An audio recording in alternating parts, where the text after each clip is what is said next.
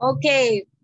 More example in the circle. So, determine the center and radius. Ngayon, given yung general form, kailangan nating hanapin daw si center and radius. Paano yun? Hindi natin alam. Kaya this one, this general form, kailangan muna natin siyang maibalik kay standard form para malaman natin kung ano yung center at radius. Okay? Paano yon?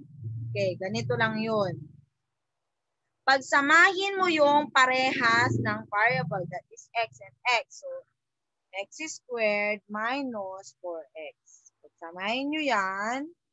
And then, plus y squared minus 2y.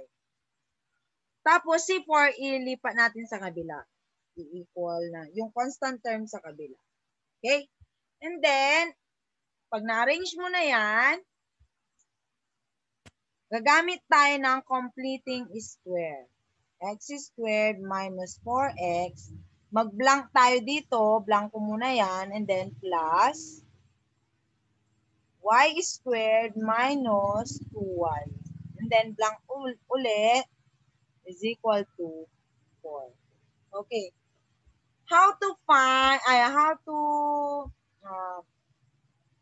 use the completing square. Ang gagawin nyo lang dyan, find the b and then get the half of b and then squared mo yon. Ano yung b? Ito yon. Ito yung b natin. AB. Okay? AB ito. AB. So, yung b natin is negative 4. Our b is negative 4. And then, get the half. Yung kalahati daw ng 4. So, divided by 2. So, therefore, that is negative 2. Tama? And then, i-squared mo yan. That is negative 2 squared. What is negative 2 squared? That is plus 4. So, this will be plus 4. So, complete na siya. By the word itself, completing square. Perfect square na siya. And then, y squared minus 2y, ganun ulit. B is negative 2. And then, get the half. That is over 2. Negative 2 over 2. That is negative 1. And then, i-squared mo.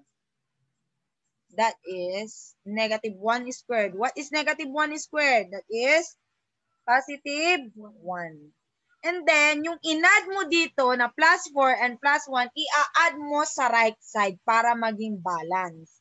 Kasi nag-add tayo dito ng 4 and 1, kailangan mag-add tayo sa kabila para balanse. So, plus 4 and plus 1.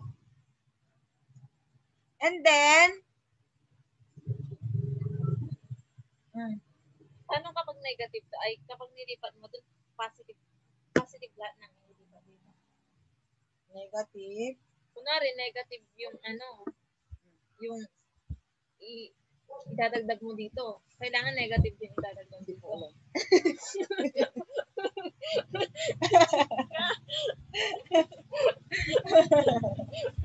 Ano mo yan?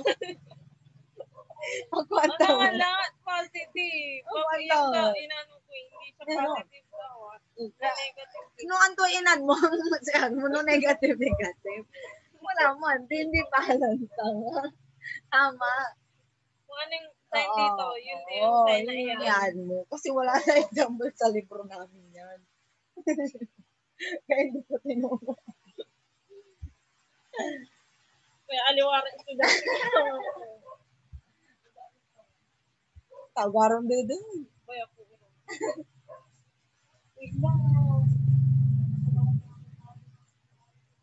Okay, nakuha na natin. Ngayon, ipa-factor natin yan. Paano yun? Factor natin x squared minus 4x plus 4. What are the factors of 4 na pag pinag-add, ang sagot is negative 4. Balik kayo dun sa ating sinol. That is negative 2 squared, di ba? So, therefore, ang factor nila is negative 2. That is x minus 2 squared. Expand nyo yung x minus 2 squared. Babalik lang kayo sa x squared minus 4x plus 4. And then plus, what is y squared minus 2y plus 1? Tingnan nyo yung ating squared kanina. Negative 1 squared, tama? Ito. So therefore, pag pinactor yan ng x minus 1 squared. is equal to what is 4 plus 4? 8 plus 1, that is 9. Okay, yung x minus 3 squared plus x minus 1 squared is equal to 9. This is the standard form of the equation of a circle ngayon. Ang pinapahanap ay center and radius. Okay, given the general form, ginawa muna natin standard form. And then, nung nakuha natin si standard form, hanapin na natin si center. Ano yung center natin dito? Yung h and k. We all know that the x ay lagi ang kasama si h. So, ano ang ating center dito? Negative 2 or positive 2? Negative 2. Hindi yan negative 2 dahil, sabi ko ulit, yung opposite sign niya. So, that is 2. And then, what is our y or k?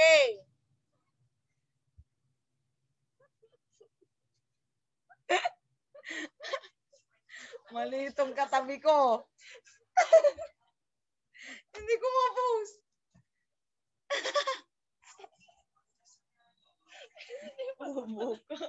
Huwag kang tumawa. So, what will be the value of k? Di ba negative 1 ito? Magiging positive. So, positive 1.